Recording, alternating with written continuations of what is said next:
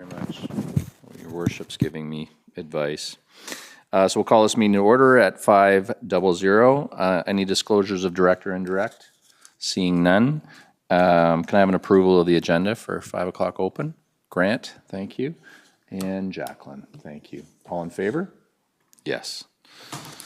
Mr. Chair, I should just warn you, I've got several additional items in item 13. New business. But we'll get to them. We'll get to that? Yeah, and they'll be short.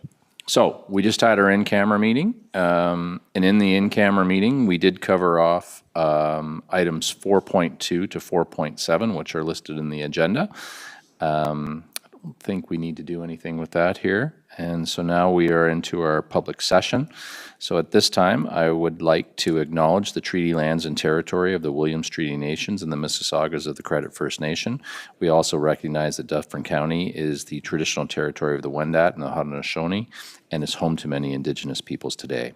So at this time, item 7.1 is presentation. So I would love to welcome Julie Edelson-Height. Thank you very much for being here. And you are the Executive Director and Program Manager of Dufferin-Caledon Victim Services. And I will turn this meeting over to you. Hi, thank you for having me. Very exciting to be here and to see you all. I have created a little bit of a slideshow. I'd like to begin with letting you know the programs that Caledon Dufferin Victim Services runs. The first one is the Victim Crisis Assistance Ontario program. It provides support for individuals affected by crime and tragic circumstances. So we offer 24/7 assistance when requested by police or community services. I would tell you that on average, 90% of our calls are direct through police referral, but individuals are welcome to refer themselves as well. We offer practical assistance, needs assessments. We then link people directly into community agencies and government support services. We also make applications into a different program, the second program, which I'll talk to you about in a minute, called the Victim Quick Response Program. We do safety planning with clients, provide information, and support them. We do offer community support sessions and client follow-up through this. Part of this program includes public education in general. The second program we work with is the Victim Quick Response Program, which is a little bit different. This applies to certain types of crime, including the ones you see bullet pointed here, including sexual assault, historic child abuse, serious assault, elder abuse, intimate partner violence, attempt to commit murder, homicide, criminal harassment, hate crimes, and human trafficking. So through this, we're able to get direct victims, their family, and friends financial support if they're in need for certain things related to the crime. The intent is to lessen the impact of the crime, to enhance safety, and to help people meet their practical needs. Our little organization isn't so little.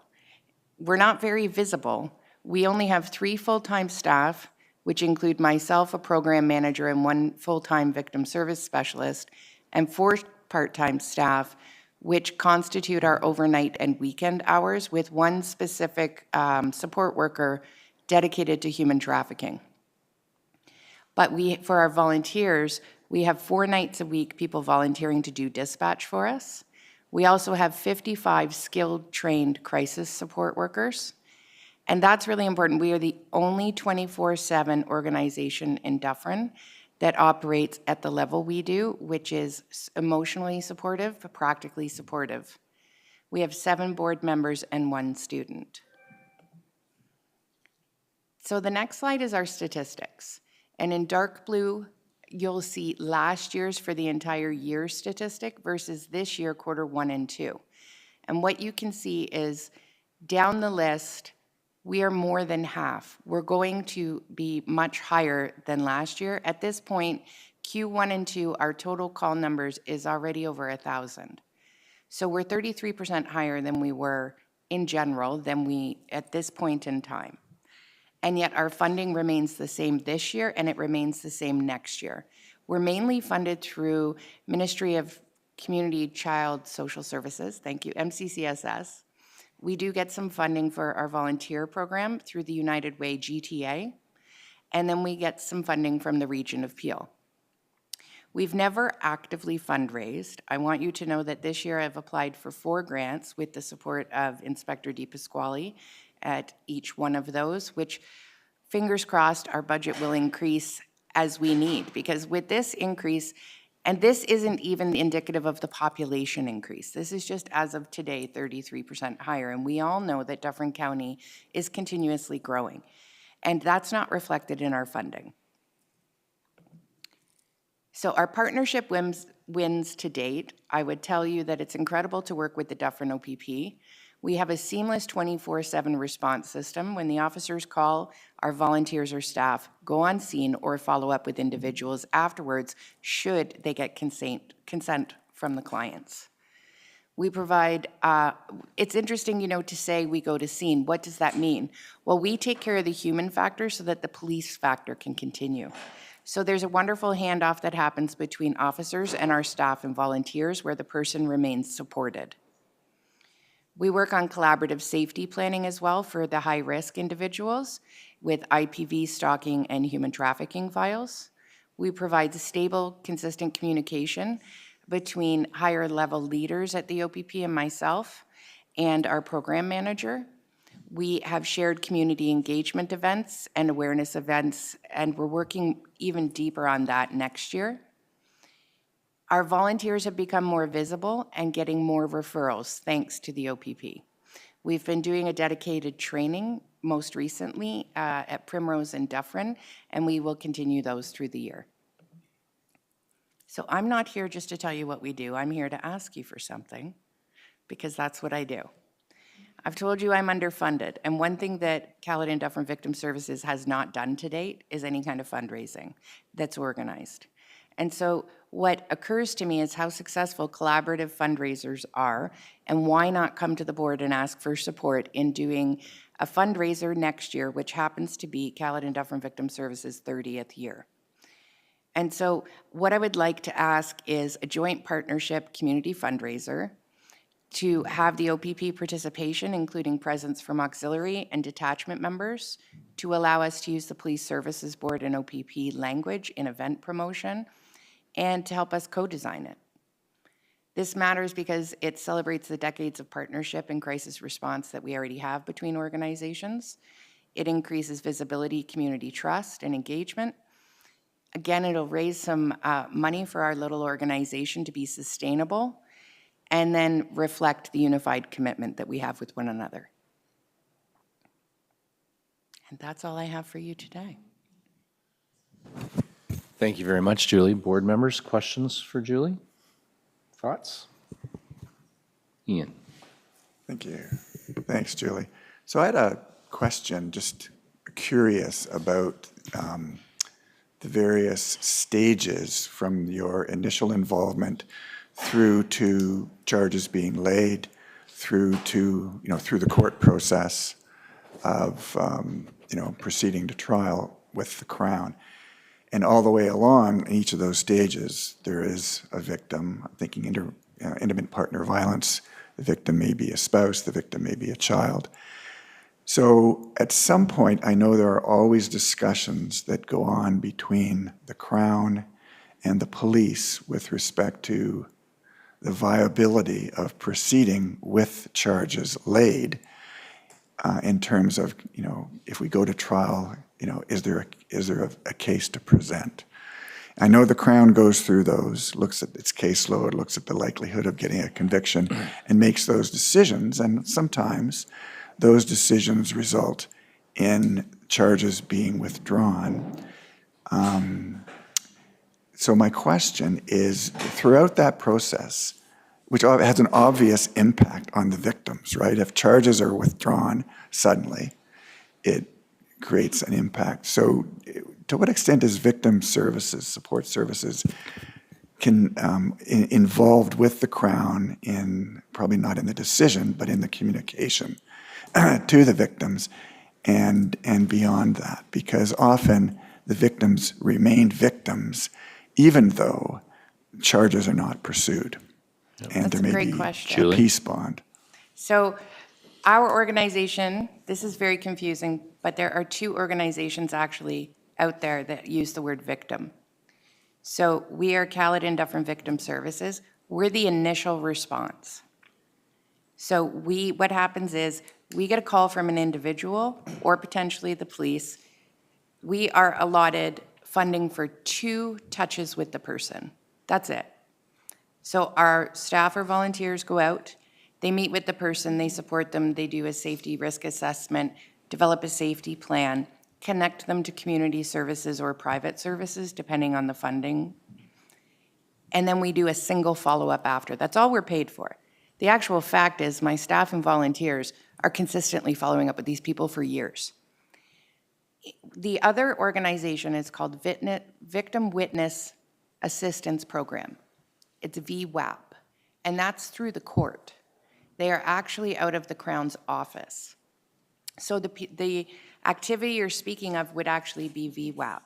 We don't have a funded program. However, we are constantly looking up things for the victims to do with courts. We're guiding them, we're connecting them with lawyers. We are involved, but not funded for such. We're not supposed to be case management, and yet, of course, if you have a trusted source with a person who's been victimized, you know, they go back to the trusted source, and we're never going to leave a person unsupported. Very good. Board members, any other questions? No? Okay. Grant, I can't see you right now, but are you good? No, no questions. Thank you for the presentation. Thank you very much. Thank you, Julie, for being Thank here. you. Appreciate that very much. Wait. Would we? I think there's an ask on the table. Respond to the ask. Yeah, shouldn't we address that maybe? I kind of thought it was just What- a yes. What exactly, like when you ask, you're sort of roundabout, what is exactly that you require? What do you need us to do?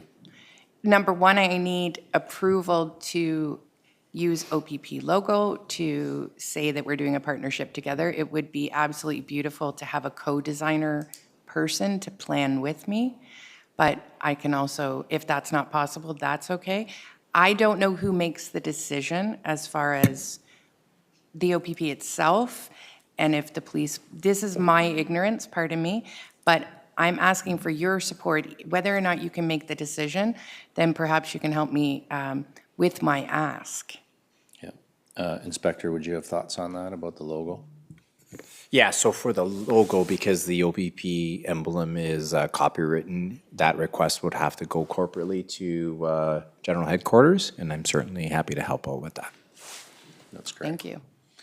And then for our, I can volunteer for this. yeah, Yep. Amazing. for the logo portion, you mean? No, for the fundraiser. Okay. What That's kind, amazing. And that can just be a resident volunteer thing. It doesn't Yeah. have to be from the board, but yeah. what kind of fundraiser are you doing? Like, what's the thought process? What would we do? Whatever kind makes hundreds of thousands of dollars. Gotcha. Honestly, wide open-minded right now. It is the 30th, and so there's many ideas on the plate. I know our board of directors has ideas, and I have ideas. At this stage, it was more wanting to confirm a collaboration opportunity Yeah. to come together. And this is going to happen in 2026 at some Yeah. point. At some point in 2026, I'd imagine more the fall months. So, Mr. Chair, I just would want to do a bit more thinking about the extent to which the board itself would be represented as a participant. I'm not saying we couldn't do it, but I think we would just want to satisfy ourselves that, the communication of our participation was being done in a way that didn't get us into trouble. And so that's our logo that we've Not chatted just the about? logo, but Just like just the the board. endorsement of a Yeah. fundraiser, collecting funds, like we not- would have to look Yeah. into our legal I mean, responsibility we there. are a creature of statute, so I just would want to do some thinking about that. And I'm happy to do that thinking and come up with a view. Okay. What's interesting to me is on this board in particular and the individuals that we deal with, one of the first responses I have is you need to follow up with victim services. So the tie is absolutely there, and It is, that's it's the a natural process. fit as far as mandates, vision, mission. Yeah. However, ensuring that it's done ethically to your board mandate and governance, as well as, you know, each organization involved. But my dream would be to have all three, the OPP, the board, and CDVS. Yeah. And just out of curiosity, will you go to the other boards in Dufferin County as well? Or are you thinking just here? I'm thinking here, Okay. I'm going to them for funding dollars, separate. Yeah. And maybe it's a joint question to yourself and the mayor. Would it make sense to come to council? We'll talk offline. Okay. And I could even, what I could do is potentially, rather, if you think about it and you check your ability as far as ethics, et cetera, I can actually draft something a little more outlined, potentially, asking, like defining roles and such, and asking your capacity. Okay. So Ian, are you, just as a follow-up for the notes, you're going to take that as a follow-up and come back to us? Yeah, I just want to think a little bit about it. Oh. Grant does? Oh, Grant. Hello, sir. Yeah. Hi. Sorry. Just speaking as more of a citizen than rather than a member of the board, I also encourage you to reach out to any of the larger, like the banks and larger organizations in town. They have programs that will support organizations like this in a more structured manner. But yeah, happy to learn more about what it is, and once we can see how we can support if we can. But just some guidance on that. Thank you for that. Very good. Okay. We ready? Yep. Thank you very much, Julie. Appreciate you being here. It's great. We'll have further discussions as we go. So item 8 is question period. So questions from the public. Mark, I encourage you to come. Did you want to talk to the board about anything, or you just want to observe? And it's fine either way.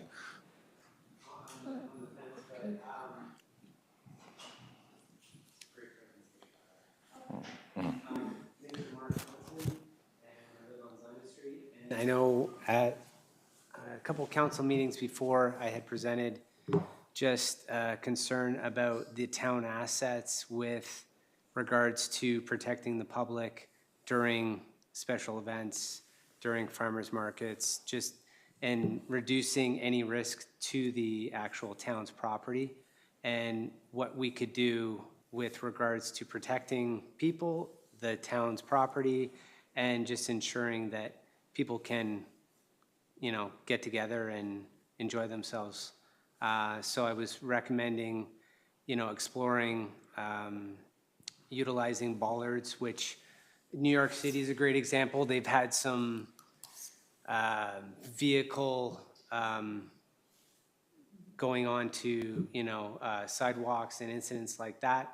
The farmers market's a great example of one side is potentially protected with, I think it's like the falafel food truck, which is a big food truck. And then on the other side, which is along Broadway, the left lane is, you know, cordoned off, but you can still potentially make a left into that, you know, into that street there of the farmers market. And how could we, you know, utilize maybe some portable bollards, and then on the town hall side, actually have some permanent bollards along that area, so that, you know, during, say, like Christmas tree lighting, that whole section is protected, and we don't have to worry about having any incidents. And particularly it's with medical, you know, people having a medical issue and losing control of their car potentially is what I'm thinking.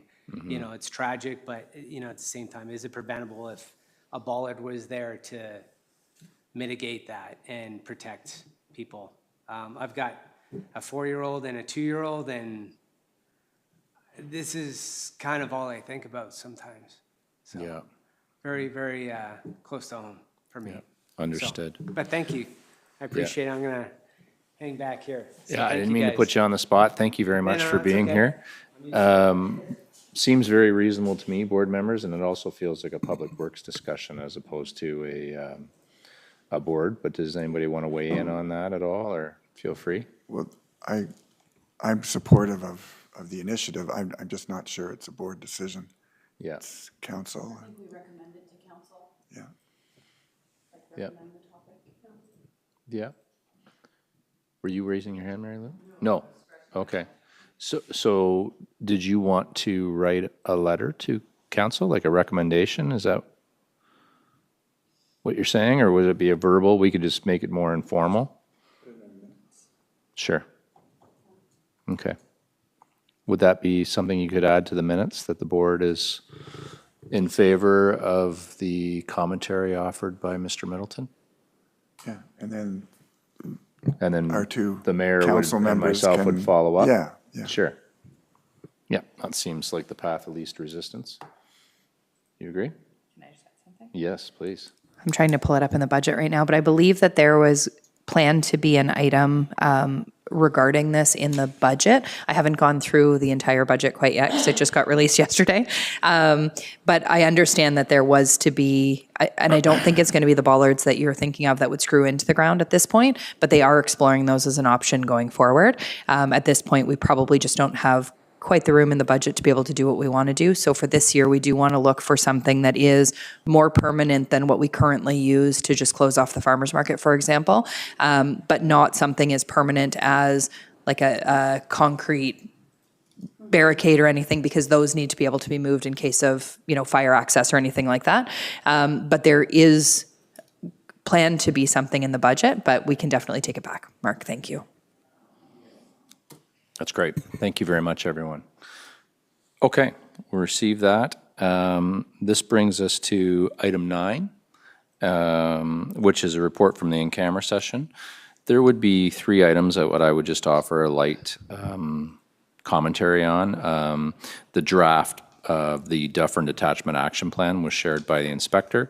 Our board has weighed in on that and offered suggestions, and the final copy is being written by the inspector and his team now. There was a discussion about the OPP cost update. I believe that is a public document, and it's certainly in our budget, but the amount is 11% in terms of what the increase would be, and that is in the Orangeville budget at this point. And then the third would be is there is some success in terms of mobile crisis response grants, and those monies are being worked on, being received and brought into the fold for implementation next year, and that will help us expand the program. And I think those are the main bullets. Does anybody on the board see something else that we should offer from the closed session? No? Okay. Seeing none, can we just have a motion to accept that? Very much. Jacqueline and Ian, thank you very much. All in favor? Yes. Okay, so that is the in-camera session. Item 10 is the items for consent. So again, this is our consent agenda.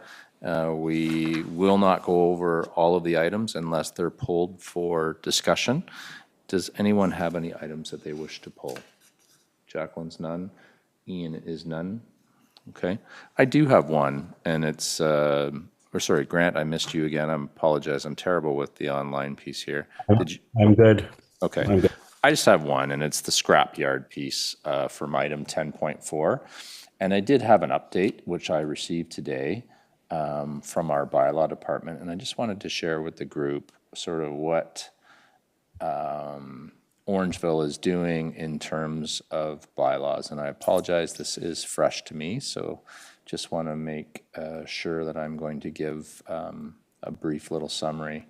But at this point, Orangeville does not have a bylaw. Well, again, the issue is the salvage scrapyards. We've had criminal activity. We've had criminal activity in the county. We've had criminal activity here in Orangeville. The facts are that the gentleman who runs the facility here in town was recently charged with stolen goods. So then moving forward, what is the town of Orangeville going to do about scrap yards, salvage yards in our domain? And right now we do not have a salvage yard bylaw. So the idea is that will be brought forth at the end of February in a public meeting. So that is fact. And there has been forums in other cities where framework has been done for licensing requirements, operational standards, reporting components, all of those things that revolve around scrapyards and what would be the best way to manage these things forward. So there is bylaw working with the OPP to determine the level of involvement that each group would take, and what would the police do, and what would we do, and that revolves around reporting requirements, record checks, ensuring the materials are bought or sold or legitimate, that sort of thing. And then I guess the last part is just making sure that the public is aware and is protected, in terms of their well-being, and those businesses are running a responsible operation. So that's what everyone is working on. It's not been lost. It was a major issue. It is a major issue, and there is action being taken, and at the end of February, there'll be more information to share. Put you on the spot, Mayor Post, anything you want to add to that, or do you think that was a good summary? No, I think that was an excellent summary. And just, we've been keen to move that along in the town of Orangeville, and we've prioritized it as one of our one of our bylaw items that we wanted to look at. Very good. So if there's no other items, which there isn't, I guess we'll receive that report. So motion to receive that report. Jacqueline and Grant will do. All in favor of that, which brings us to item 11, which is the OPP third quarter report. And for that, I would turn that over to you, Inspector DePasquale. Okay, thank you, sir.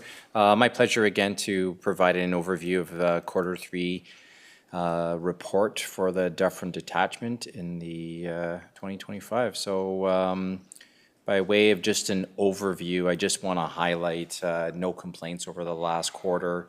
Our patrol hours, while down slightly from last year quarter, I can certainly articulate what I feel is a reason for that with respect to certain occurrences, particularly to officer-type calls that we've seen an increase on, namely our Mental Health Act occurrences, but I'll touch upon that a little later in the report.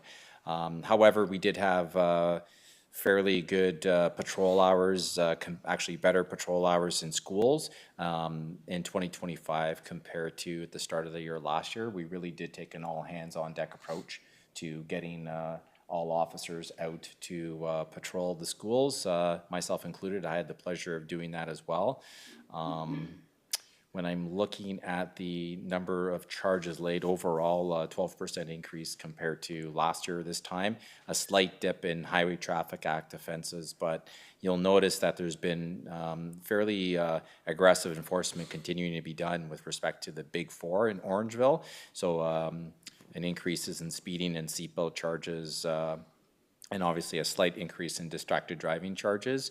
But otherwise impaired seem generally consistent over the quarter. So again, a credit to the officers doing some good proactive enforcement during this past quarter. Youth charges, nothing stuck out there for me, but when I go to collisions, we do see a slight decrease compared to last quarter. We did see increases of non-fatal injury crashes, so personal injury crashes. Whether or not those resulted in people being transported to hospital or not, I can't say for sure, but overall, slight decrease. And no fatalities. When you look at violent crime, we did see an uptick in assault-related occurrences compared to last quarter or the quarter in 2024, but nothing of otherwise concerns, generally speaking, drops in the other categories. Property crime, again, just to touch upon this, and speaking with our community street crime unit sergeant, so we did see an increase in charges compared to quarter 4 2020, compared to that same time period in 2024. However, it does seem to be less than the occurrences that we're seeing break-in enters for 2023. We did recently partake in a project, our street crime unit rather participated in a project that resulted in a large seizure of cocaine and the arrest of 5 persons which were wanted, all of which were involved in break-in enters and thefts in the community. So that was a credit to the great work done by the street crime, and we'll certainly see the reduction in numbers in future reports. Other than that, we saw an increase in the mischief occurrences, which again, we hope that through this last project that we'll see a decrease in future reports.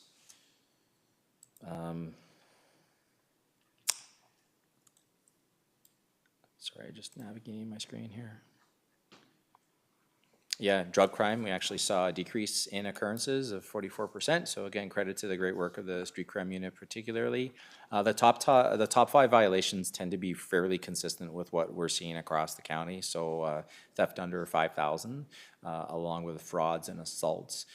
Just want to speak to the theft under 5,000. So typically we do see an uptick in theft under $5,000 occurrences in the last quarter of the years, just by our sheer pattern, if you will. So what we have done is engaged with, in this particular case, our local LCBOs, and with LCBO corporately, we've set up what are called focus patrols, where over a 2-week period, say we look at when the thefts are occurring, we look at putting officers during those times, and LCBO also comes and provides their investigative teams.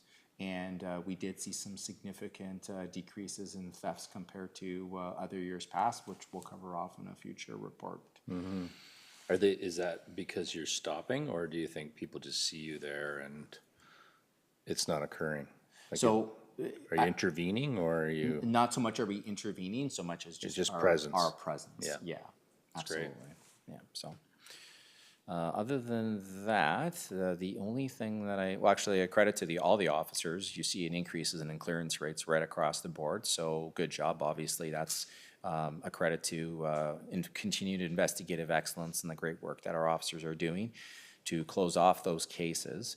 But having said that, I know I touched upon this to explain perhaps why there was a decrease in patrol hours is we did actually see an increase in mental health act occurrences this past quarter compared to 2024. And as we've talked about before, mental health occurrences result in not just one officer, sometimes 2 to 3 officers that are attending, which takes officers away from other proactive patrol or responding to other types of occurrences. And while we've significantly reduced our wait times in the hospital, we still have our officers having to wait for some period of time. What do you think the solution is there? Like, that is a shame, right? The whole thing's a shame. With having to wait? Or? Having to wait, having to have the officers wait. Is there anything that anybody else is doing that we should be aware of, or things that we should think of, or? It seems Such a complicated question. I know it's a loaded question, but it's a good hard to question. have you wait, Right. because it would be great if we didn't have to have you do that. We want you back. Yeah. And Headwaters is extremely great at releasing our officers, right? Ever since we've implemented the transfer of care protocol, we've really reduced our wait times. And the reality is, by statute, if they're a person that we've apprehended, and we're responsible for them, right? So we've got to have 2 officers there for safety. And I think in terms of why the increase this past quarter compared to 2024, that is something I'm not too sure of. But again, we do a lot of great work with our MCERT units, and we do a lot of great work trying to give services to people so that hopefully they don't have to interact with police as best as possible. What will be interesting to say is, in years going ahead, now that we've expanded our MCERT capacity, hopefully we'll continue to see decreases with mental health act occurrences. I hope so. Yeah, me too. Other than that, Julie gave a presentation sort of just to top up with what she has said. We do see the majority of offers and acceptances of victim services are victims of intimate partner violence, and we are combining with victim services to provide our officers with some more training and certainly to open their minds of different ways that we can connect with victims to while we're not there to force services upon them, to offer it in different ways in hopes of increasing the number of acceptances that we have next year and going forward. Beyond that, that was it for the actual billing summary report. I think overall, when we look at our billable calls for service, we do see a slight increase in calls for service in the quarter compared to 2024. And you'll see particularly increases in billable violent crimes as well as property crimes. And a new section that we've developed is on page 28 of your package. It's the board report template for other categories. So you can see over here just how busy our detachment was in July, August, and September, right across the county, being involved in events right across the municipalities. In terms of the number of targeted media releases during the quarter. So our community response unit put out 54 media releases and 140 social media posts. We, as we typically do in the summertime, we've got one provincial campaign a weekend per month. So we had the Canada Day week.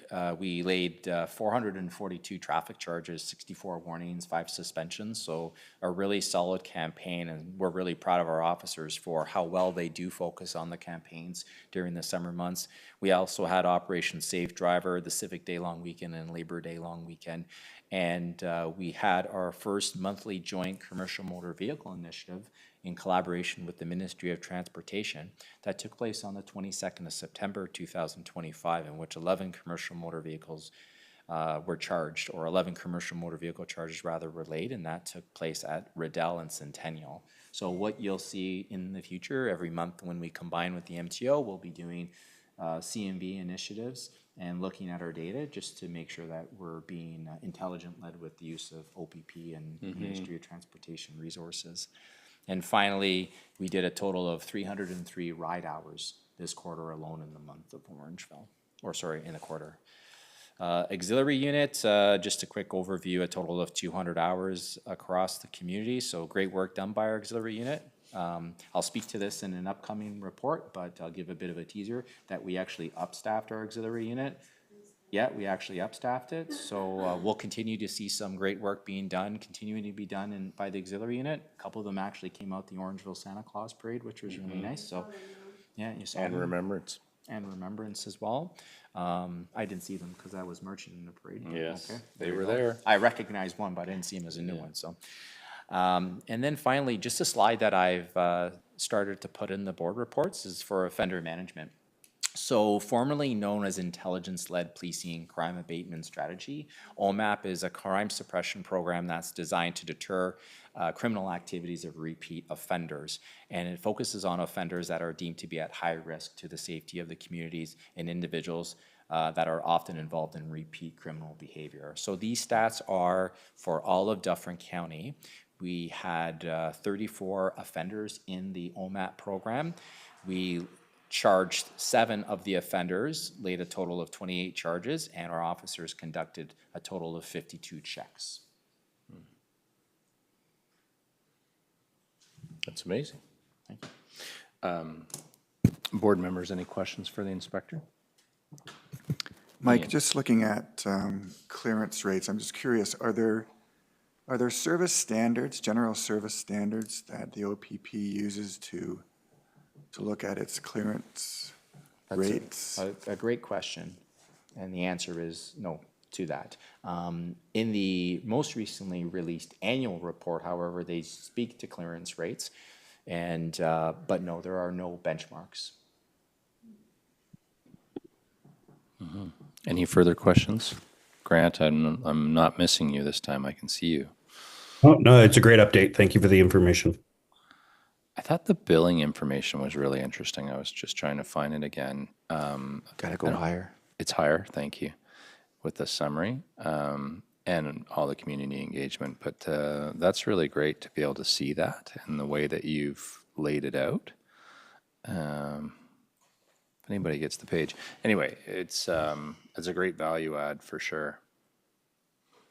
Well, thank you, and let me know your There it is. feedback as well if there are some things that you feel that may be of value and that I can consider adding. Oh, that's great. Thank you, Mike. Okay. All good, board members? Thank you very much for that report. No, it's interesting to see how it's laid out and the delta year over year. So it's I guess sort of comforting and concerning at the same time to see it going up. It's comforting because we know that, you know, we're being looked after, but it's also concerning to see it rising, because obviously that's a reflection on the community in which we're all living. But it's a great report. It's funny, as a board member, I try not to look at that, but as the local representative on council, I mean, it's very important for me to have a gauge of that, right? So, no, it's excellent. Thank you very much, Inspector. Thank you, sir. So, motion to receive that report, 11.1, Jacqueline and Grant, all in favor? Thank you, everyone. And then 11.2, I just thought we would rehash this a little bit. I'm not sure if everybody's aware of this, but you come up to the bypass, you get ready to go south on Highway 10, and there is a sign there that says you're not allowed to turn right. It's done, pardon me? On a red, yeah, which is counterintuitive to how all of us drive. The issue is the people that actually respect the sign, and there's reasons for it. I mean, you can't quite turn out there in a safe way. But people are being honked at and sworn at and carried on for those that are, you know, actually following what the rule is. And it feels like we've gotten to, I don't want to say it's a critical point, but we're not getting along with each other at that intersection, and just wondering if there's any thoughts on things that we may want to recommend or do or see to help that along, because the sign isn't going to go away, but what good is the sign if no one's respecting or understanding what it is? Like, potentially it's a communication strategy, cameras, ignore it. I don't know. Thoughts? Sure.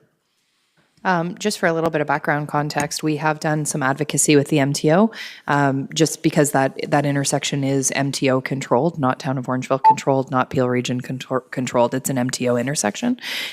So we've asked them for additional signage to keep an eye on that intersection, because we have identified that as being a problematic change.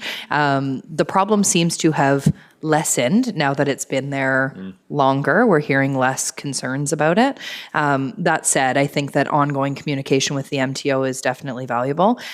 I'm not sure what the MTO's feeling would be on a camera at that intersection. That would have to be a conversation with the MTO. I don't think the Town of Orangeville or the Region of Peel could put one up there without MTO approval. So it might be worth having a conversation to see what their thoughts are on that moving forward. But just as an ongoing, Inspector and I met with our Caledon counterparts as well when it comes to enforcement at that intersection. And maybe Inspector can talk a little bit about whether any enforcement has been done. So I can't speak to whether, sorry, Your Worship, in terms of enforcement being done, the message has been passed along to our officers to maintain awareness. I myself, when I drive home, I take that way, so I'm boloing myself every day. Having said that, a couple of things. That's actually in Caledon Detachment's area, so Caledon officers are also aware. The issue is when we put a marked car there, obviously people drive the way they're supposed to. But that's a good thing, because visibility means public safety. The other challenge being, because it's a motel parking lot, we would need their permission to set up observations there. It's a bit challenging otherwise to do enforcement, because there's really no effective place to observe, if you will. The only thing I would ask are for our drivers, if they are honked at or intimidated by other drivers, to please call Star OPP to report it, or use our online reporting tool. If you have a license plate, that's most helpful, so that we can follow up. Okay. Do you, just as a further thought, would it make sense for the OPP or the Town of Orangeville to put out a communication again and remind people? I'm asking both of you, I guess. You can go first, Your Worship. The Town of Orangeville has put out some communication. We can always follow up and ask if they can do it again. I mean, happy to. I would say that the number of concerns that I'm hearing about that intersection have gone down to basically none. Where when it was first installed, I was hearing about it daily, often. So I think the communication has worked, and I think just driver habit has probably changed and picked up on that as well. So. Yeah. You would go through there frequently, would you not? Sometimes twice a day. Yeah, and what do you see there at that intersection? I've seen what you've described. Oh, sorry. Yeah, no, I've seen what you've described. I've seen people get out of their cars and start getting, and I mean, it's just a red light, people. Like, we Yeah. need to just calm down. Yeah, So I'm okay with communication, but otherwise, it probably just takes time for municipal adoption, like resident Yeah. adoption of it. Yeah. okay. Do you think the OPP would want to run some sort of communication strategy, or is that? We can certainly speak to our counterparts with Cal and OPP, again, it being in their detachment area, to look at something. Yes, friendly reminder. Okay, Be kind, wait in line. so you'll follow up and do that, Inspector? I can speak to the Okay. detachment commander. Very good. Okay, motion to receive that report. Thank you. Jacqueline and Lisa, all in favor? Yes, thank you. And then maybe instead of myself, I'll give a little bit of a breakdown. I'll turn it over to you, Mayor Poster, and Inspector DePasquale, but just some concerns about what's going on in the neighborhood with Choices Youth Shelter. There was a public meeting that was held and ran by Mayor Post, where the neighbors in that area and Choices and Inspector DePasquale all discussed ways to make things better for that neighborhood in terms of the relationship with that shelter. And I thought it was positively received. I think we're down a nice path together. I don't know if you want to add anything further to that, but. Just to clarify, I'll call it a community meeting rather than a public meeting, because from a formal perspective, a public course. meeting has a different meaning. So I'll just call it a community meeting. So it was not necessarily led by the town, but maybe driven through the town a little bit, just to, again, make sure that the community feels supported as well as the shelter feeling supported. It was, as Chair Taylor said, a very productive meeting. There were a number of residents from the area who attended. Inspector joined as well, and members from Choices Shelter and Support Services. And lots of concerns were brought forward, lots of solutions were discussed, and just kind of at the end of the day, the only thing that I would add is that going forward, I think it's really positive to hear that the community members, along with Choices, are putting together kind of a sub-board almost, just a regular checkpoint where they can continue to meet and talk about any concerns that they may have. I think one of the key things that had happened over the number of months was that things were building as incidents continued, and there really was no communication happening between the community and Choices. Now there seems to be a mechanism to do that, and hopefully it will just continue to ensure that everybody on both sides of it feels supported. Both the community, the community is a very important part of supporting the shelter as well, and making sure that the shelters being good neighbors is key in making that happen. So it was very productive all in all. Very good. Okay. No further comments or questions at this time? So a motion to receive that report. Ian and Grant, thank you. All in favor? Yes. 11.4 can be very quick. E-scooters has become, I would say, a concern in the community. A lot of things were brought forth. Dangers of the way the driving is being done, and items being worn or not worn. And so that item has been brought to council, which has brought to bylaw, and there will be a new bylaw coming out, updated, and we will all follow that once it comes out. So I don't know the timing offhand, do you know? But it's relatively near or close in the future. I would just add that the way that e-scooters is regulated right now, it's provincial legislation that regulates that. And in order for e-scooters to be permitted in a municipality, there's a requirement for a municipality to opt into the provincial program. As of now, there's only about a dozen municipalities who are opted into the provincial program. The next step isn't necessarily going to be a bylaw. It's going to be a report from our bylaw department that's going to make recommendations as to whether or not we should consider joining the provincial program and what the pros and cons of that could be. There has been some negative feedback from folks who have joined the provincial program, just with issues of enforcement with e-scooters. And I mean, whether they're allowed or not, they're still happening in the community, but there is enforceability concerns about that. So the bylaw team will be bringing forward a report that will make a recommendation one way or the other as to whether the town of Orangeville should consider joining the provincial program, or whether there's more advocacy potentially that needs to be done with the province to enhance what the regulations are around e-scooters. So stay tuned. Very What good. does the province say about helmets? Any of the municipalities that have opted in, there is very strict regulations that anybody under the age of 16 has to be wearing a helmet. There's also regulations about how quickly they're allowed to drive. There's regulations about them not being allowed to be manipulated in any way. You can't make enhancements to them. They have to be, regulated From a out of the speed box perspective. from a speed perspective or anything like that. So there is, under the provincial program, there is a lot of regulations that still come along with e-scooters. Again, the problem is enforceability when people aren't following. So, are the police or our bylaw team going to pull over a 12-year-old on an e-scooter?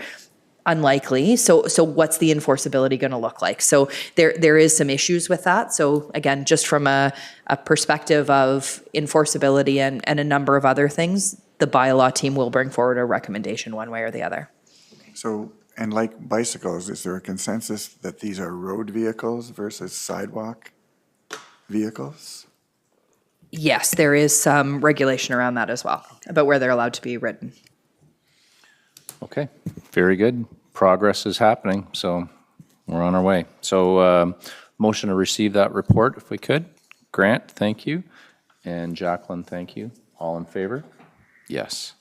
Okay, so that brings us to 11.5, and this is the OAPSB communication template. I guess, Ian, I'm going to turn this over to you at this point in time. Yeah, just quickly. So the OAPSB has come out with a template for boards to look at in connection with a communication policy. We already had a lot of our communication policies embedded in our policy 3DF. So what I've done is I've looked at the template and revised the existing policy we had in track changes to show you what I think we should add to take the points that are made in the template and have them reflected in our policy. Okay, any comments or questions to the information? How do you want to do this, Ian? Do you? What I'd like to do is, if nobody has any comments or suggested changes, I'd like to adopt this so we can then have it as part of our approved package. Good. I feel like I want to accept all the track changes and. Mary Lou will do that. Okay. You'll move that? Yep. Jacqueline, you want to be a I reviewed seconder? it, yep. Okay. All in favor of Ian doing that? Thank Yes. you, Ian. Thank you, Ian. Okay, so that brings us to 11. Sorry, Chair Taylor, I didn't catch who put forward the motion. Thank you. Lisa? And who? Jacqueline? Okay. Thank you. Thank you. And then this brings us to 11.6, which is the Inspector of Policing presentation. I was not there for the presentation. This has just been shared with us, but essentially it's, inspecting that will result in actionable outcomes to improve police performance and board performance overall. It talks to complaint resolution, advisory bulletins, the role of the police service advisor, who happens to be here tonight. So I don't know if there's any comments or questions, and Mr. Zare, I'll, if you wanted to weigh in at all on this as well, not putting you on the spot, but if there's anything you wanted to share, please feel free to do so. Sure, thank you, through you, Chair. That's what you see in front of you is a presentation that I presented at the OACP Zone 5, so I'm quite familiar with it. I wasn't too sure what it was you were referring to initially. Yeah. But I did create that, so I'm familiar with it. I believe Vice Chair McSweeney was there as well, so he was privy to the wonderful presentation. My biggest takeaway on that is advisory bulletins. The most recent one is Advisory Bulletin 2.1 with regards to meetings and committees. The IGs put out the advisory bulletin, and the expectation is that boards will obviously read it and make any changes to become compliant. Mm-hmm. So, and I'll work with Mary Lou to assist with that, as I am with all the boards in Zone 5. So. Okay. Any questions on the rest of the presentation, I'm happy to answer. Just top line is, do you see anything that we would have to do to implement, or, A couple minor changes that I think Mary Lou and I can work through really quickly. okay? Not worthwhile going over now? They're that minor?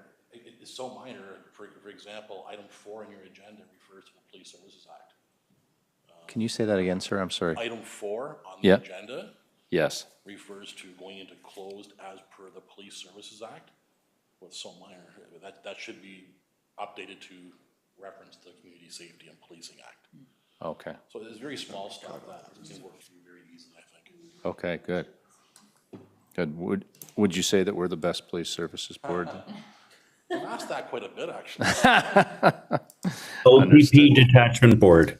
Detachment board, that's right. Thank you, Grant. Okay, thank you very much for that. Any comments or questions from the board on that? No, seeing none. Can I have a motion to receive that? Jacqueline, you want to do that? Sure. And Grant wants to do that. All in favor? Thank you very much, everyone. The board website. Mary Lou and Ian, did you want to talk to this item, 11.7? Yeah. Okay, so we've gone through a process of taking all our policies and bylaws from the old Orangeville Police Services site that we were using on a temporary basis until the new public document SharePoint site was developed. That was completed, so I've uploaded all the policies and bylaws to the public SharePoint site. And from there, I've linked them to our documents on our webpage, the Orangeville OPP Detachment Board webpage. Under the tab Board Governance Documents, you can select any of the policies or bylaws, and you should have access then to that specific policy. So now it's just a matter of maintaining it and updating them as we update our policies and procedures. There are a few more changes that I've put forth to our communications department, and I'm just waiting for a response from them on those changes as well. One of them is updating our community engagement tab at the top to the Toys for Tots programs.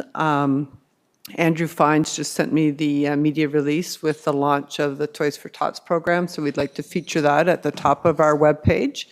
And then there's a few other minor changes that need to be made. I've still been trying to get a group photo for our website, but we've yet been all together at the same time to get that group photo, but we'll keep trying for that. It seems like such a simple thing to do. Very complicated. Okay, thank you so much for that update. Ian, did you have anything you wanted to add? No. Okay. Mary Lou's handled Succinct? it well. Okay. Motion to receive that report. Grant and Mayor Post, all in favor? Yes. So that brings us to 11.8, and this is the Zone 5 Fall Meeting Update. Ian, if you could give us a little bit of an update, and I think too, we need to talk about the next one that's coming up, right? If we could. Yeah, see it's if interesting. we can resolve that. Yeah, so this, I'm going to speak to the October 7th Zone 5 meeting, which we attended in person. And Hank was there as well and made a presentation with respect to the IOP report. There were a couple, I'm just looking at my notes here, there were a couple of interesting things.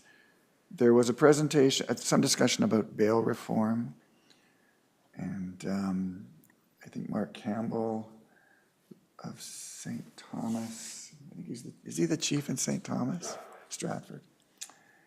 So Chief Campbell spoke, as well as Inspector Andrew Goody from Guelph.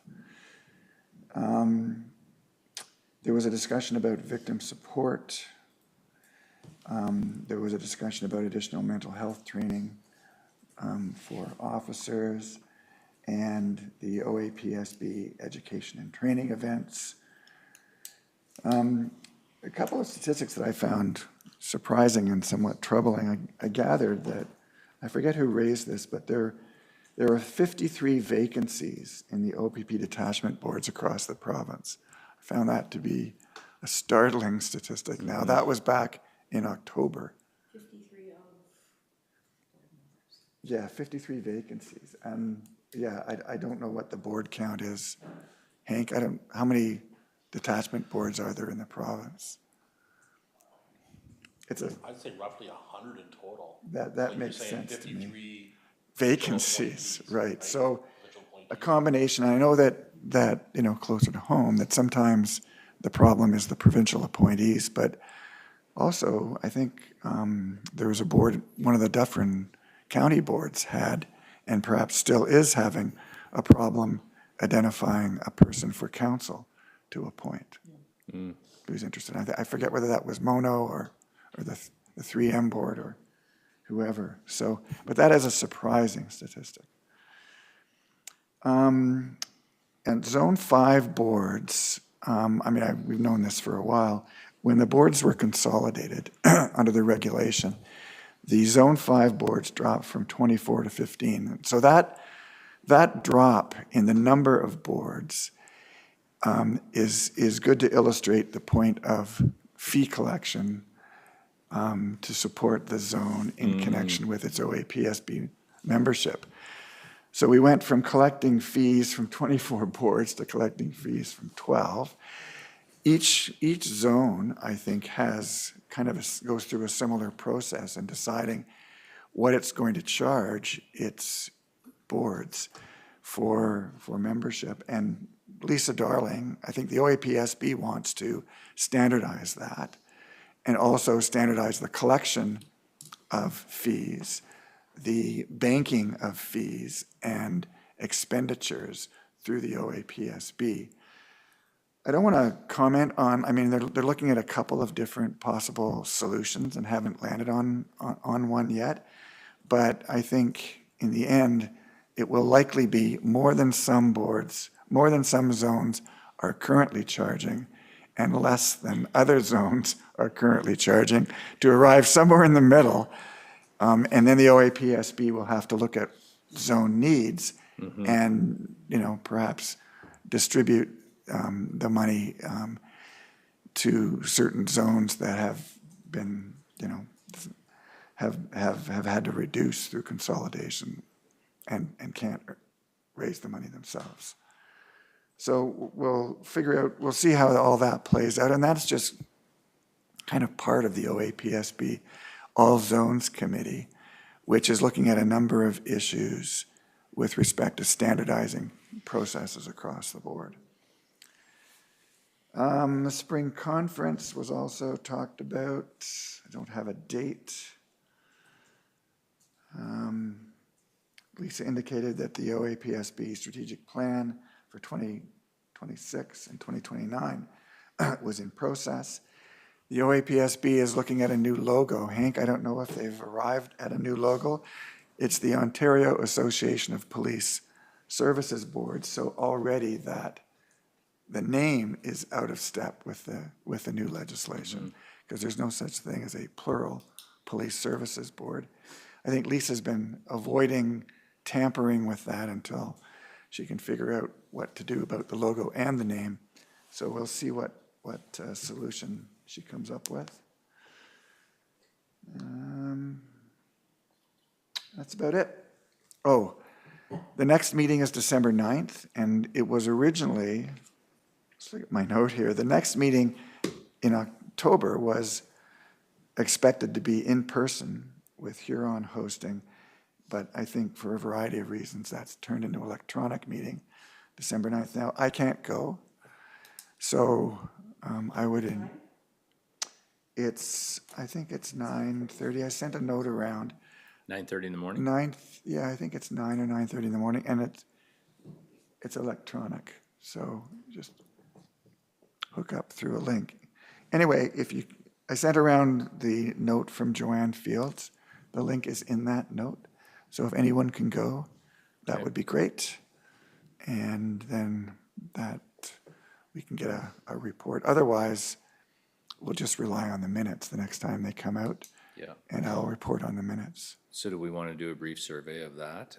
So Jacqueline's already said you can't go. I cannot go, same reason, 9:30 in the morning. Grant, you've got work On a plane commitments. actually that time. That leaves you.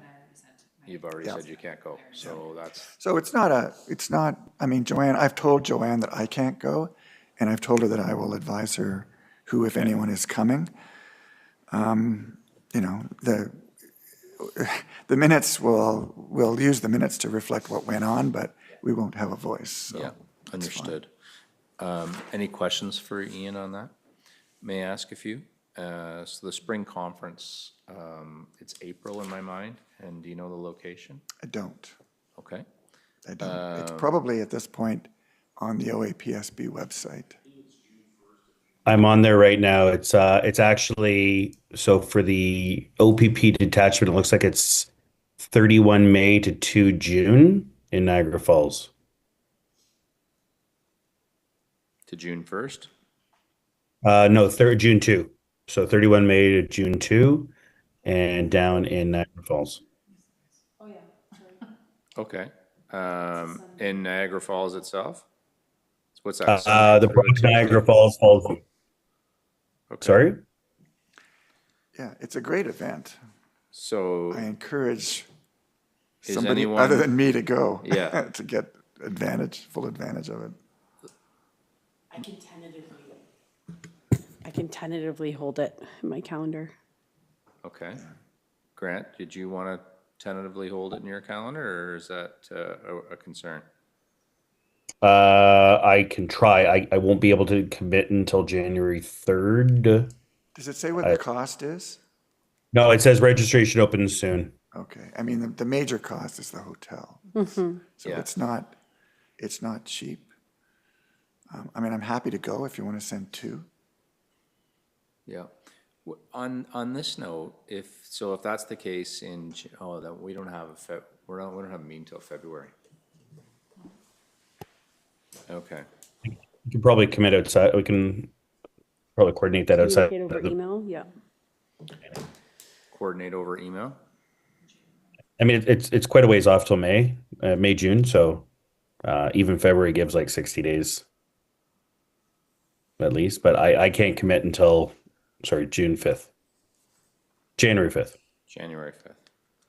Okay. I've made a note here.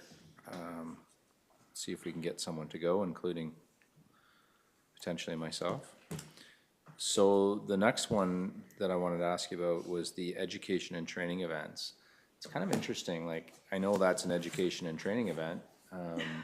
We're probably all due for some more. There was an email that came out recently on additional courses and whatnot, and just bringing it up, like, I wonder if we as a board, even if it isn't, like, we need to commit to doing stuff, right? Like, we just can't sit back and be on the board and not take educational classes. Well, we have a policy on it, yeah. We do? I mean, so So it's necessary. You just turned your mic off. Oh, you turned did yourself I? off? Yeah. The OAPSB has lots of resources, and there are, probably other educational opportunities out there. What would be very helpful is if the board had a designated member who would be like the education person that would report to the board on what was out there and available. And because, going to the OAPSB website, I mean, it's fine, anybody can do it, but it's, So what you're suggesting is what courses are out there that, yeah, there's all sorts of stuff that the OAPSB is doing that I just can't track. okay. But if there was, I mean, if a board member could take that on and then, I mean, it's not just, I mean, it's primarily education, but it's also other announcements that come out of the OAPSB. Yes, we are. Yeah. I'm combining the two. But the education is it's a good piece, right? What does that mean? What two? I'm combining having an OAPSB, as much as I hate it, czar, and then somebody that would also report on education. It can be the same person. But so my point is like, isn't it like, in sort of a question, but I think I know the answer. I think we all have to take courses on an annual basis. And prior to the last video thing, which by the way was about 3 years of education, because it was so involved, but we haven't taken anything now in about a year. So should we all commit to something in 2026? You can, yeah. why don't you leave that, so I can report on that at the next meeting? Yeah. I want to look at what our policy says, because we put a lot of thought into that So when we here's developed here's the the other policy. piece of it is if we're gonna get at it, you kind of want to get at it in January to April, if you're gonna take a class, let's be honest, right? You want to get it out where the cold weather is. And then the other piece is this board's dissolving in October, September, October of next year. So, you know, you could argue, why would you do it if you're not gonna re-up? But if you are thinking of it, you should, and you should be educated too. I know it's painful, everybody, but what do we do, right? You're gonna be on the board, you need to. I can, like, if you want to take the policy bit, I can take the research on the website bit and come back with what education is available. Okay. For future discussion, like in our next. I wonder if you send it out, in advance though, prior to the next meeting, like, we don't meet for, it's February, right? Okay. And So then I'm just- everybody can kind of have a view of what they might wanna do. And we get at it. So it's policy D3, just for reference, D3E.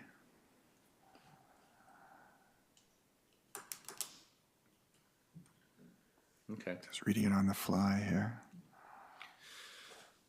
So I think we've covered it. We can go over it. My last question is, and maybe it's for you, Inspector, and then I think maybe Hank, I wouldn't mind hearing what you had to say, but the number of detachment boards, specifically in Dufferin County, we all pay for you to be at all these different things.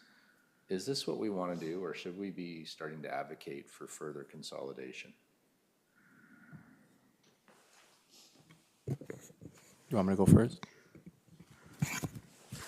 Thank you for the question. I don't think it's fair to me to answer that. So I would say, yeah, not fair for me to answer. And it would be not fair for you to answer, because if I said to you, do you feel like your time is productive? And it's almost like, you know, have you hit your dog lately, right? Like, it's accusing. So if I said, is your time productive, and you're gonna say no, then you're insulting some of the boards. If you say yes, then it means we don't need change. And so in other words, you don't want to answer because. I do my best to be efficient. Yeah. To me, I'll just offer that I don't see the efficiency of this. We've got one inspector for the entire county. I think that we made our changes, and then we should go back and review and revise and talk about, and it's an election year, and it should be part of something that you would implement for January 1st of 2027. Is that a provocative statement for everyone? Hank, do you have a thought on that? I think it'd also be the will of the other detachment boards within Dufferin County. So in Zone 5, there's 9 OPP detachment boards. 4 of those are Dufferin. Yeah. So to say there's repetitiveness, I think that's a fair statement to say. Is there better ways to be more efficient? Perhaps. That would obviously be a board decision. So back when the CSPA came into effect, that decision was made to have the 4 boards within Dufferin, and now it's enshrined in regulation. So to change that now is going to be a very long process to do so. Are all 4 boards active? Yes. All 4 boards are meeting on a regular basis, as far as I know. I've been to all board meetings with the exception of, I think, 1 within Dufferin. Okay. And all Zone 5, they're all active, all PP boards. Is it a water up, am I pushing water uphill? I see value in what you're saying. I just think you have to have the political will of all 4 Dufferin boards to push the same water up that hill, if you will. Yeah. And it's not gonna happen overnight, because it's gonna Well, require regulatory change. I'll make the premise that I don't see why we would have and we have had no conversations, and he has not answered the question here, and yet not done so in private either, but I don't see why we would have our inspector going to 4 different meetings. I think it's silly. You agree, Jacqueline? Anybody else want to weigh in? So- Yeah, Mayor Post, you go ahead. I would just say that I don't know that that's our battle to fight. I think that the Orangeville Detachment Board wouldn't change because our needs are very different from the rest of the county. So I don't know that it's our initiative to move forward. I think that the rural detachment boards would be the one who would want to make the change. I don't think it's up to us to do that. Okay, Ian? So I'm just unclear about what the proposal would be, that we would meet collectively? rather than separately? Or that we would have, Or diminished, like maybe it goes to 2. Maybe it's like one of the ideas at the time was having an urban and a rural. well, So, I think like we have to meet Shelburne- 4 times a year. Shelburne and Orangeville, or Shelburne, Orangeville, and Grand Valley could be one, and the rest could be another. I don't think that is in compliance with the statute. No? But there certainly is benefit in returning to our joint meetings. So we should all be meeting together at least once a year. Yeah, it's difficult to do that. I know, but it didn't used to be. And there were 8. And we managed to meet with 8. But here's the other thing about it is, and again, we're just having an open discussion on a public forum. There is no chair of the Dufferin detachment boards, right? So even when you try and get your informal leadership skills in there and try and run something, it is extremely difficult to get everybody together. And it's not there's benevolence there for sure. I'm not saying that people don't want to meet. It's just, it's very hard. Boy, but it was so easy before April 2024. Like we Yeah. did it, at least once a year. Yeah. Somebody would organize it, and all 8 boards would be in attendance. I will try again, and we'll do something in the And- first quarter. And the thing is, there's no quorum. It's like you're not creating a new entity. You're simply saying the 4 existing entities that are the 4 Dufferin boards will meet. And if 1 shows up or 2 show up, it's still a meeting. You don't need a quorum. Yeah. You can still talk about things. Nothing gets decided at these meetings unless something is resolved. It's a sharing of ideas. Or for the boards to go back and get approval from the representatives that go to the joint meeting to go back and get Yeah. approval for something from their boards. But the joint meeting is just a joint meeting. It has no separate existence. Okay. But it keeps minutes. Yeah, Hank. It's regulation 13524, OPP detachment boards with multiple OPP detachment boards.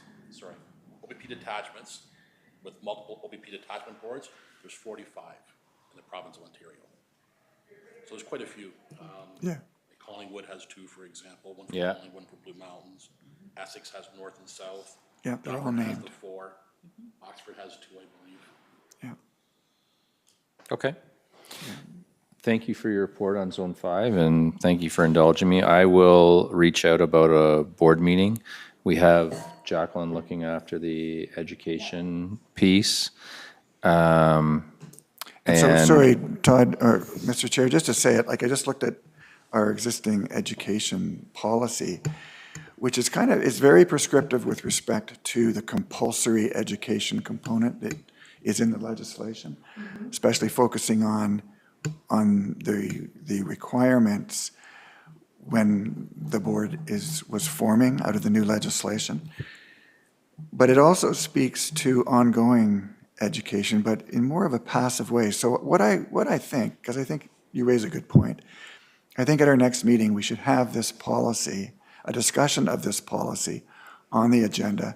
People can read it and look at it, and we can think about whether or not we want to make it more prescriptive with respect to, what we do Okay. on And a there was, non-compulsory basis. and there was an email that just came out to all the boards talking about the educational policy, so maybe we dovetail that Yeah. into it. So let's do that. Okay. Put that D3E on Into the the meet. on the So are next you, agenda. you'll have to make a motion to do that. I'll make that motion. And can you just put it in words again for me? Sure, that at our next meeting, a discussion of policy D3E, our board training and education policy, be on the agenda for discussion. Okay, great. Lisa's going to second that, and we're all in favor? Yes. Jacqueline, you're good? Yes, okay. Yeah, so that's Zone 5. So 11.9 is the board operational efficiency and governments. Ian, you were going to speak to this? So this is easy. So you'll recall that Lisa had kindly outlined the major points for our operational efficiency and governance policy. We had talked about those at least probably 2 meetings, and I undertook at I think our last meeting to convert those points, which we all agreed to, into a policy that conformed with our normal format. So that's what I've done. It's now D3H. The reason it's not at the other end of the alphabet is because when we went from the old legislation to the new legislation, we got rid of some of our policies. I think H used to be our old policy on COVID. But because our governance memo talked about policies by numbers, we didn't want to have to go through and renumber everything. So we just had space holders. So we will, as we develop new policies, we'll gradually use those spaces. So this is now new D3H. And I'm happy to take questions on it. There's nothing new from what we've talked about in the past. Yep. Go ahead, please. I just wanted to comment, thank you to Vice Chair McSweeney for turning my words into legalese. I think it looks very good, and I'm happy to move forward the recommendation. The logo does that. The logo did it, and all of your legal terms that you added in there. That's right, exactly, well done. Pages. I'm happy to move it forward. Okay, great. So you are making that motion then, I guess. Okay. Jacqueline, you'll second. All in favor? Grant's in favor. That's great. Thank you. So then it brings us to you, Grant, 1110, an update on the board work plan and action register. So further to now the approved efficiency and governance. So I will start in their documents about making sure that members go in and update it. I will ensure that as part of the call out for every for meeting minutes or topics for the meeting, I will include a copy of the action register going forward for individuals to be able to update and include. But how would we do, like, to me, isn't that you that would do that then? Like, what Well, no, where's the process for it? How would we do that? Actually, in all transparency, I think our vice chair put it in quite well. So according to, and we all know I don't quote policies, but new D3H subsection 652, members are accountable for updating their items ahead of meetings and providing such updates to the board member designated to maintain. So I will be sending it out when you ask for content for meetings. I will reply to that all with the document. I'll have to update it and return it back to me. I will consolidate it and bring it towards the meeting. Okay.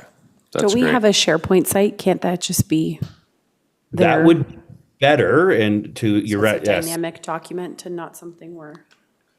So I'll take, maybe Mary Lou, is that something you and I can talk about offline and just find if we can put it on SharePoint where people can go live in and update? Sure. Okay. We will work to have it as an online document for the next meeting. And then as part of your, Mr. Chair, as your call out, is a reminder to those to go in and update the action items, and I will review it and bring forth any important information at the meetings. Okay.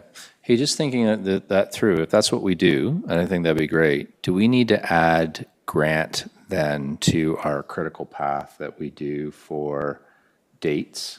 Because he would have to be ahead of posting and timing, right? Well, that's the work plan. Yeah, the work plan. Yeah, the action register is kind of the project side of things. The work plan is keeping us So, yeah. on track. Yeah, So I service think- standard tool. Yeah. Yeah. So is Grant changing the dates then? Because Mary Lou does that now. He's not, I don't think Grant's changing the dates on the work plan. But All I'm he's- getting at is on that sheet, January 1st, we need to do this. It's got to Yeah, be done by the yeah, 6th. It's got to be done by this. Grant needs to be into that now because it needs to be sent out. I think that the critical dates in the work plan need to be reflected in the action register because somebody has to be in charge of those things. And Grant's volunteering to do that. Yeah. He's saying he's going to Yeah. lead that. But all I'm saying is we got to slot him in so that he'll know. To the work plan. Yeah. Because otherwise we're going to miss it. Because we have to produce the document, 2-ish weeks prior, and then a week prior it goes out. You're talking about the service standards. I am. The meeting I service apologize. standards. Yeah, I Okay, am. okay. So Grant will yes, have to be so- inserted into that story, right? Yes, 100%. With dates. 100%. And how will we do that? I think it's relatively easy. So Mary Lou, you and I can take this offline and maybe mark up our service standard template for meetings. And then we'll ship that off to you, Grant, and you can, just to make sure you're okay with the timing that we Yeah. insert. Yeah, And because for it's a the- pre-meeting, post-meeting thing. It's a service. Yeah. Meeting service standard. For the first one, because Grant, Yeah. he won't be used to it, can we flag him in yellow or something so he sees, just Yeah. as a reminder? So two things. He needs to be in the template, and then when that template gets converted into actual days for each meeting, he'll be reflected in terms of actual dates. Okay. So, but we'll do both. When Mary Lou and I do the template, add him to the template, we'll send that to you, Grant. And then the next time we actually fill it in with actual dates, you'll see yourself in there. All I'm getting at is if we don't, he'll be out of sync and then he won't be included. No, And then- no, it's 100%. We were just talking across purposes on the work Yeah, plan. no, appreciate that. Okay, so that is item 1110. Do we need a motion to do that, guys, or do we just have your instructions, or? I think we should have a motion. Yeah, Put it in the minutes. so the motion that Ian is going to work with Mary Lou on creating a new Just adding deliverables Grant, with timelines, just looking at the, and then what Grant's going to do? adding Grant to reflect 11.10 to our meeting service standards. And do we want to say anything about what Grant's tactics are, or No. doesn't matter? No. Okay. Okay. Ian has made that motion. Yeah, why don't you, Grant? Grant, you want to second that? That's great, Yes, thank sir. you. All in favor of that change? Makes total sense. We're 11:11 now, and it's the appointment of an OPSB point person for communication. You know, in fairness, why don't we skip this? I will link in with our friend prior to our Okay. meeting, and maybe we can talk about it over a drink and see when we're going to have our Christmas function is what I'm referring to. And I'll make sure that I'm talking to him, and we'll see where his head's at. Great. Okay? Which brings us to correspondence. There's none. New business, 13.1, and it's just aligning on these dates. To me, we've got these back to the normal Tuesday that we do. It's closed at 4 and open at 5, and here's the dates that we're going to have for next year. So I have a couple of new items on, But just before you do, are you aligned to 13.1? Is everybody Yes. good with that? yep, Sorry, trying to find the hand button. I have a question, and I know that the normal hours are 4 and then 5. Yeah. A lot of employment places have changed. There's a lot of back to work. Is there I'm not trying to push these later into the evening, but is there an opportunity to have a discussion about having these start at 5? Like, I am downtown Toronto. I either have to take a day off work to get back up here or a half day. Yeah. I'm just being very transparent. I mean, this is something I like. It's going to be a challenge for me in 2026 to hit 4 o'clock. Yeah. So you want you're suggesting a 5 PM closed? I was suggesting a 5 p.m. closed, and you know, if we want to reduce it to half an hour even to get a 5:30. I don't know if historically we've actually taken much longer than half an hour in our closed. And then that way we're only pushing it back a half an hour, but I can't see everyone else's faces, so I hope I'm still everybody's favorite, but if not. Yeah. Can we go to the other busy person on our team? So Jacqueline, what are you saying, something like that? I mean, the later you go into the night, the less valuable I'll be around this table, so if it's a must-do to have quorum and run the meeting, then so be it, but my preference would be to keep it where it is. Okay. Inspector, you are also affected. You guys are busy too. What is your preference? So the other boards meet either in the morning at 9, Shelburne and the 3M. The Southwest meets at 4. They don't have in camera, and they typically are done by 5:30 the latest, or 5:30 the latest.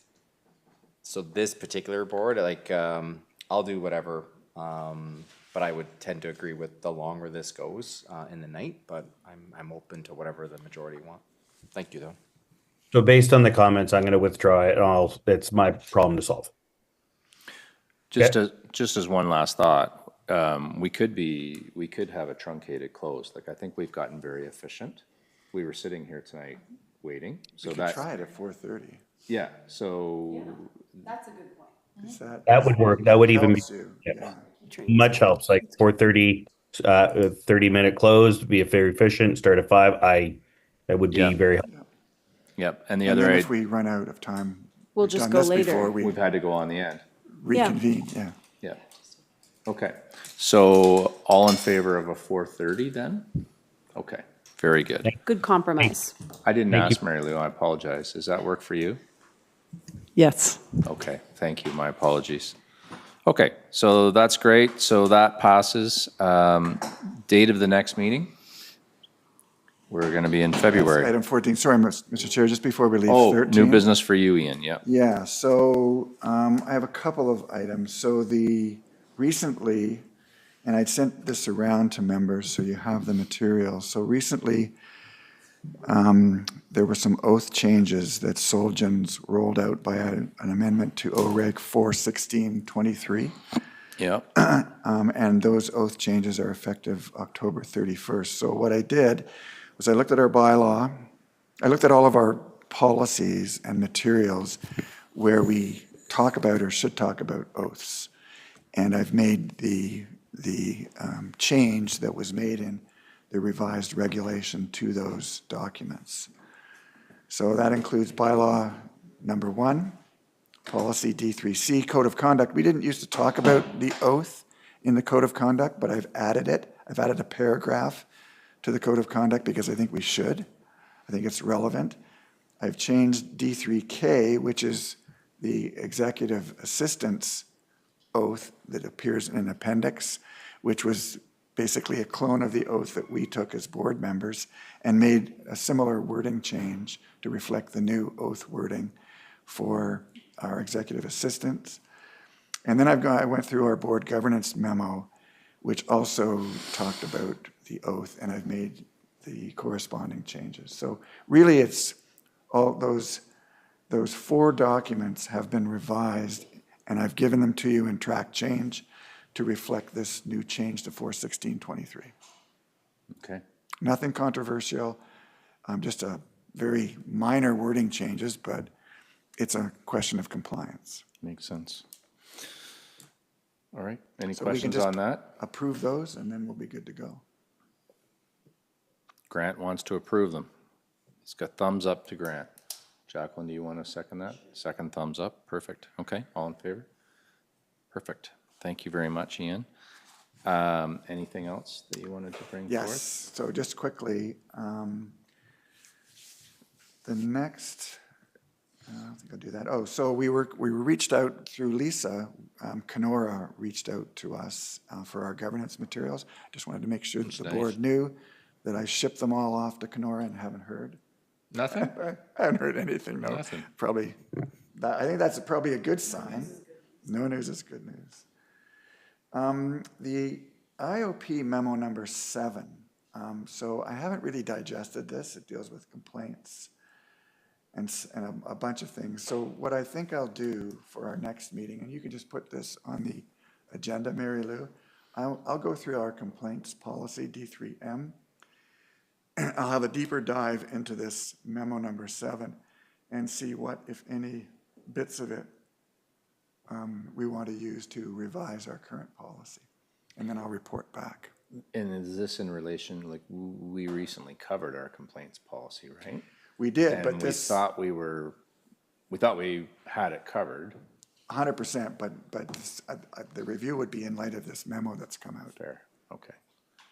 Which I think largely, Hank, I mean, I don't think it, I think it's largely a police service board impact, but there are references to the OPP detachment boards. But I agree, it's probably worth a review, though. It never hurts. Yeah, It's kind of in line with the IG is expecting a review of these memos. Yeah. So. Okay, anything that comes out of the Inspector General's office, we'd be well advised to review. yep. And our insurance policy, we renewed it. I just want to confirm with Mary Lou that we She's on top of everything, paid that. always. And it's too bad Lisa's not here, so maybe we'll put it over to the next meeting, but Lisa had drafted that terrific letter about the vulnerable sector police checks. Yeah, And I didn't know whether there was any further update. not as far as I on that, know. Because it is a real problem. Yeah. Okay, So let's put that on the next agenda. And that's it. that's great, guys. Thank you, everyone. Great meeting. Hank, thank you so much for being here. Yeah, it's very good. Hey, guys, can we have a motion to adjourn? All right, Grant, 17th. safe trip. You're flying home tonight, sir? Hopefully, if the snow keeps away. So Okay, do you want me to pick you up at the airport in the morning? See you at 5:30 or something? Are you flying out tomorrow? No, I'm all done. No more flights for Well, me. you're more than welcome to come pick me up because I'll be a zombie. Take right, care, buddy. everyone. Have an amazing weekend as well. Yeah, you too. Safe trip. Bye. Are you not coming for our, Chair Taylor, what about our, we just need a second on the adjournment. oh. Thank you. Are you gonna come for a Will you drink in the- send Yeah. Yeah. their entries for those?